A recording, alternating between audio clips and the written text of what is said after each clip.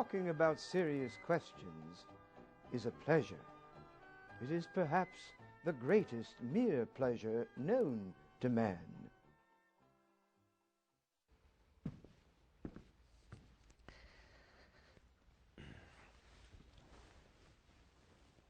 Wrong chair, wrong set.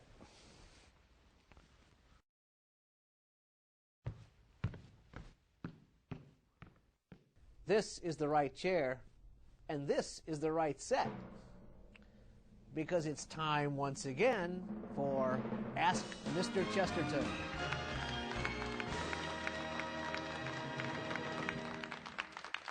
Okay, here we are. We've got our Chesterton coffee mug there. I've got my clipboard, and we're ready to go with Ask Mr. Chesterton. Now, even though we've done this before, there are still some people who can't figure out how we do it.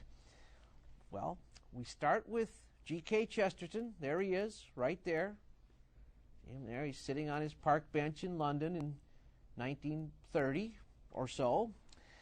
And then we've got us, here and now, or thereabouts. People want to know how Chesterton can answer a question that we ask here today from way back there on his park bench over 80 years ago. Well, it's simple. We ask a lot of questions today only because we don't know that somebody has already answered them long ago, even before we were born. Truth doesn't change. Chesterton's words are as true now as when he first spoke them and wrote them. These really are his words that we will be hearing. They just happen to be the right answers to the questions that we ask.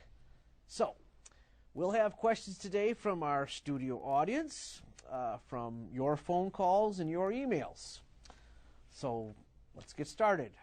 I see we have several members of our studio audience waiting to ask Mr. Chesterton a question.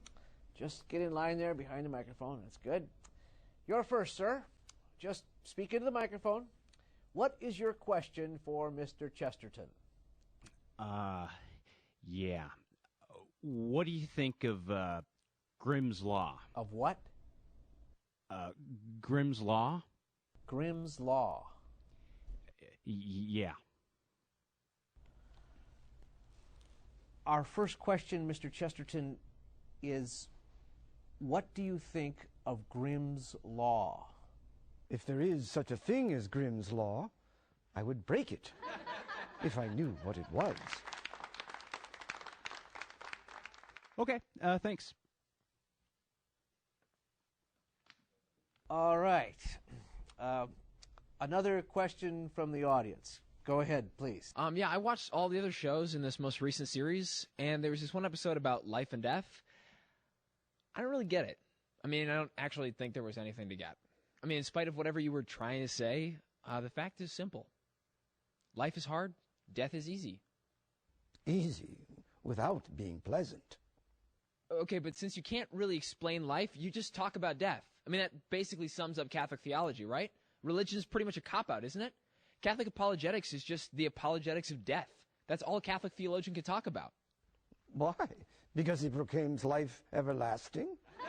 When a man has found something which he prefers to life, he then, for the first time, begins to live. Yeah, just wait. Just wait a minute, okay? That actually brings up one of the other episodes in the series, the one about comedy and tragedy. This sort of it ties right in. So, it seems to me that the desire for immortality is the human tragedy. The desire to be loved is the human comedy. Both are the divine comedy. Oh, good. You brought up Dante. That reminds me. Just wait a minute. Excuse me. Yeah. So Dante, right? So that reminds me. He's always trotted out as being so great. I mean, I don't see what was so great about him. He was just another imperialist. No one ever talks about that. And as far as I can tell, you're not really that into imperialism. The only theory of imperialism that seems to me to be sound is Dante's. He defended the Roman Empire as the best human government, on the definite ground that the best human government would probably crucify God. Caesar had to be lawful, because Christ had to be killed by law.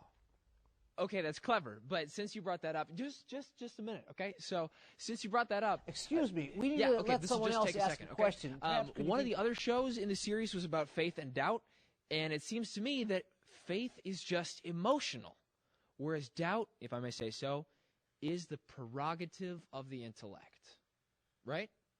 The mind exists not to doubt, but to decide. Okay, that's good, but that reminds me. Okay, just hold on. Okay, you had that other episode. Hey, you where have yeah. to Okay, let- just one more thing because it's really all tied together. Okay, there was this one episode on Catholic social teaching. Not really sure what the point of it was, or even if there was a point. But anyway, it seems to prove there's actually a difference between theology and religion. And when the churches are run by theologians, religious people stay away. Theology is simply that part of religion that requires brains. Okay, yeah, I thought you were going to say something like that, but there was another episode where... Okay, that's it. You're done. Step aside, okay. please.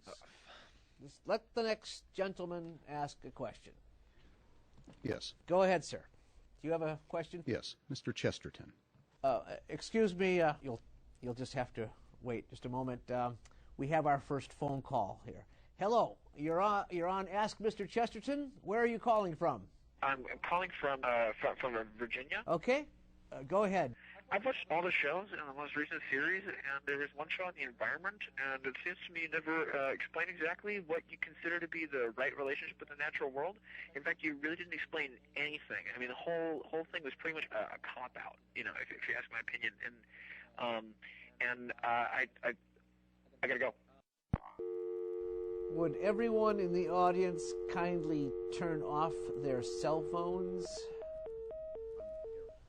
Mr. Chesterton, the question, I believe, is about our proper relationship with the environment. The whole art of life is to stand rightly with one's surroundings, and it cannot be denied that mere civilization, mere accumulation of knowledge and convenience, can sometimes put men so utterly wrong with their surroundings that the only logical outcome of all their culture is some frantic and dehumanized suicide or lunacy. Very good. Now, sir, what is your question for Mr. Chesterton? Yes. Thank you, Mr. Chesterton. Just a moment. I'm sorry. Our first email has just come in. Here's the email. Dear Mr. Chesterton, I've watched all the shows in the most recent series, and I noticed that there was a show about Nietzsche. Look, he spelled Nietzsche wrong. And I'll admit that you did a pretty good job of making Nietzsche look stupid. Look, he spelled Nietzsche wrong again. But in spite of that, I think you have to admit that Nietzsche, look at that, 3 times he spells it differently and each one of them's wrong, that Nietzsche made a lot of good points in his time, and he pointed out how a lot of our ideas about God and morality and all that are preposterous. Nancy in L.A. Wait, just a minute. Over there. Hello, Nancy in L.A. Mr. Chesterton, I think the question was something about Nietzsche exposing how God and morality are preposterous. Nietzsche is himself more preposterous than anything he denounces. Now we'll let someone else ask a question. Go ahead, sir, please. Mr. Chesterton, you seem to be pretty good with sharp distinctions. What is the difference between wit and humor?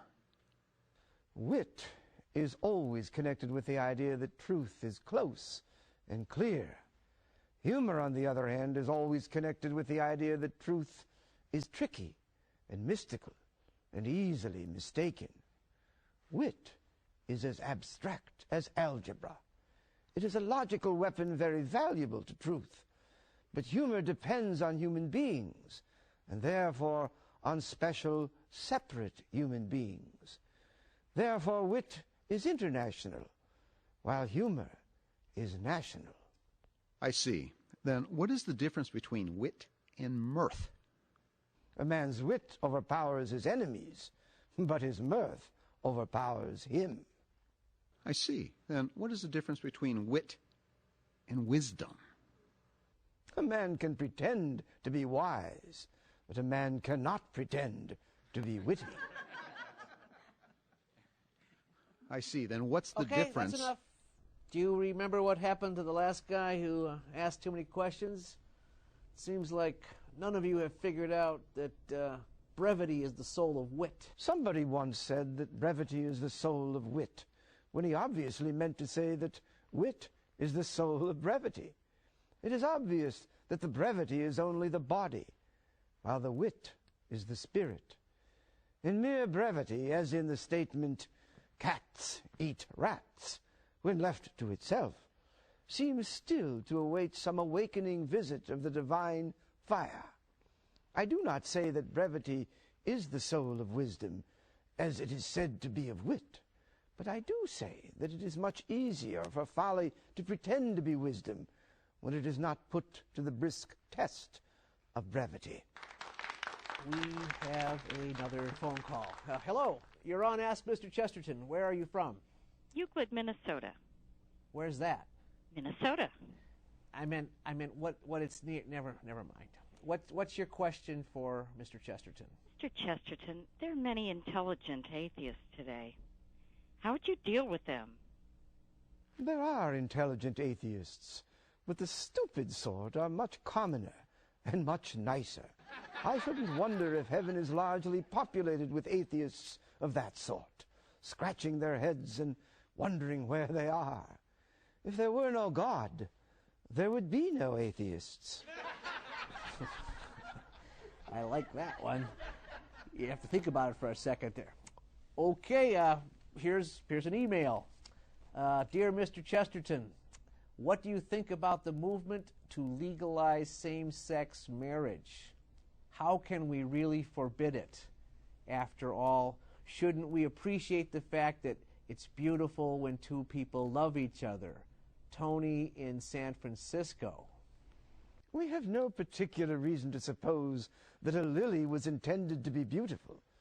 It was intended for the far nobler purpose of producing other lilies. Marriage is a fact, an actual human relation, like that of motherhood, which has certain habits and loyalties, except for a few monstrous cases where it is turned to torture by insanity or sin.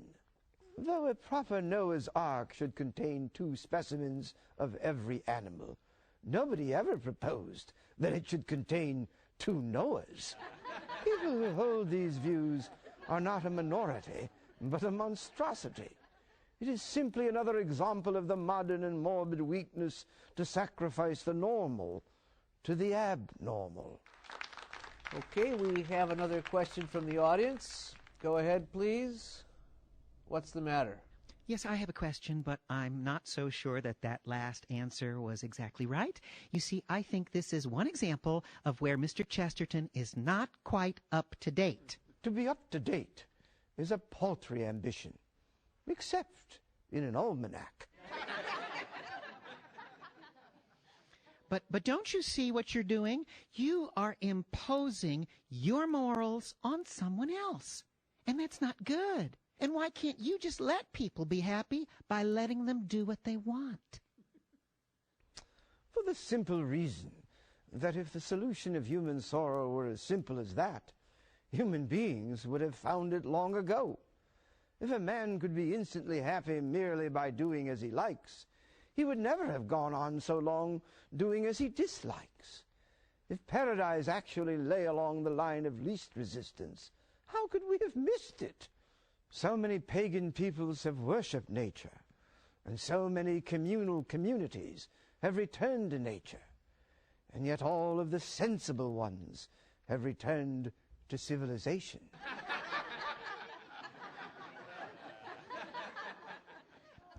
Well, let's not be so quick to dismiss the pagans, you see. Paganism is good. I support all religions coexist, you see. Paganism represents a more universal and Unitarian sort of faith without such a narrow emphasis on morality, a much more natural sense of worship. It's broader. We don't want the narrow way. We want the broad way. That's the sort of religion we really need. There are those who tell us that we must broaden our ideas, by which they mean disembody them, in order to make a universal religion. They tell us that particular rituals, or forms, or holy places will cut us off from our fellow creatures of all climates and colors, and that these must be replaced by abstractions. But the truth, it seems to me, is flatly the other way. It is only by these particular signals and symbolic gestures that the race of men as a whole does, and always did, recognize a religion. If all the pagans who ever worshipped strange gods had strayed into your modern Unitarian chapel, their very first words would be, but where is your altar? I think it is important to understand that we don't all have the same religion, and that's okay.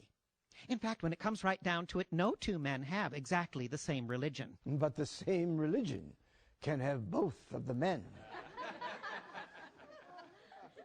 Did you have a question? Well, yes, I do have a question.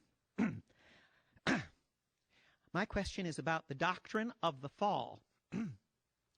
How could a perfect man be able to fall? All right. I have only to add one trifling question. How could a perfect man be unable to fall?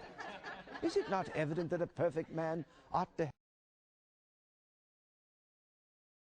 have power, courage, endurance, self-control, discrimination, and such things? And is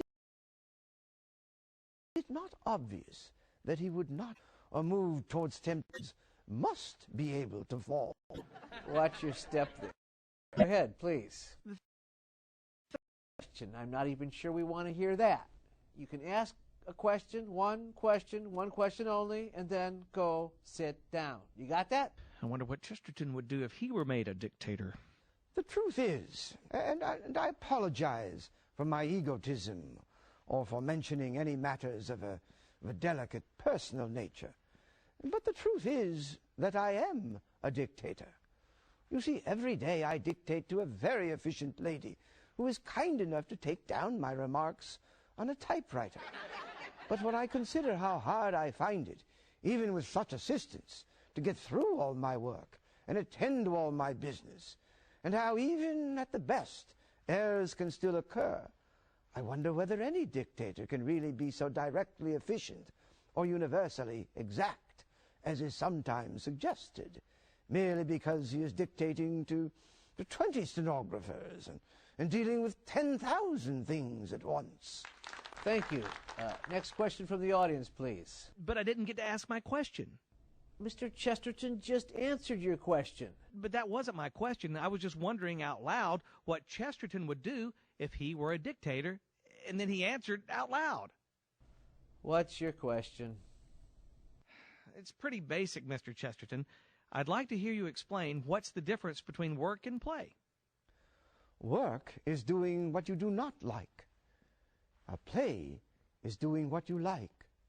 The whole point of work is law, but the whole point of play is liberty. There should be hours of labor, and they should be laborious. And there should be hours of freedom, and they should be free. All right, we finally have another email. From another country even. Dear Mr. Chesterton, you write about art and morality, but I think you can no longer maintain your arguments. The time has come where we are done with all moral judgment of art as art. The artist's only moral duty as an artist is to be true to his art and to express his vision of reality as well as he can. Pablo in Madrid. Mr. Chesterton. I saw that sentence when I was 16 years old. I saw through it when I was 18 years old. What is the meaning of moral judgment? Either it means nothing at all, or it means a general judgment about the social effect of men's actions upon each other. There must be some effect of artistic action, as of all other action. If there is, it can be morally judged, apart from any judgment when it is artistically judged. Well, that takes care of Pablo. And we have another phone call. Hello, you're on Ask Mr. Chesterton. Where are you calling from? Barrington, Illinois. Outside of Chicago? Yes. Yeah, you see, I know where Barrington, Illinois is. It's, okay, what's your question for Mr. Chesterton? Mr. Chesterton, what do you think of modern representative government? Representative government has many disadvantages, one of them being that it is never representative. The modern representative not only does not represent his constituents, he does not even represent himself. And here's another question from the studio audience. Mr. Chesterton, what do you think our age will be known as? The muddle ages. Maybe I should have asked, what do you think our historians will recognize as the chief characteristic of the modern age? Historians will probably mark the present epoch by the problem of traffic, unless indeed the historians have all been killed by the traffic before they can write any histories of it. Okay, good. And I think here's another email. This is from Mitch in Dallas. Mr. Chesterton, it seems like miracles are seldom, if ever, performed in public. How can we be sure they really happened? Murders are seldom, if ever, performed in public, and yet we seem to be able to find enough evidence that they happened. Very good. It looks like we have only time for one more question. The young lady in the studio audience, what's your question for Mr. Chesterton? Mr. Chesterton, I really enjoy your writing, but when I tell others about your books, they always say you're too paradoxical. It's not that they're attacking you, they're just dismissing you, saying your attacks are simply idle paradoxes, and so they don't take you seriously. I'm wondering if you could tell me how I should respond to that criticism? Finally, an intelligent question. Mr. Chesterton. When next you hear some attack called an idle paradox, ask after the docks. Ask how long the docks has been in the world. How many nations or centuries have believed in the docks? How often the docks has proved itself right in practice? How often thoughtful men have returned to the docks in theory? Pursue the docks. Persecute the docks. In short, ask the docks whether it is orthodox. Ask the docks whether it is orthodox. Okay. Thank you, Mr. Chesterton. Thank you, studio audience. Thank you, everyone else. Do you have a question for Mr. Chesterton? If you do, there's even a better way to ask it than trying to ask it on this program. Join the American Chesterton Society. This will entitle you to receive Gilbert Magazine, which is the best magazine in the world. Each issue has a section called Chesterton's Mailbag. You'll get to ask your questions, and you'll get Chesterton's answers in his own words, his amazing, prophetic, timely answers to all of today's questions. I'm Dale Ahlquist. Please join us again on the Apostle of Common Sense, and please support the American Chesterton Society and help us make common sense more common.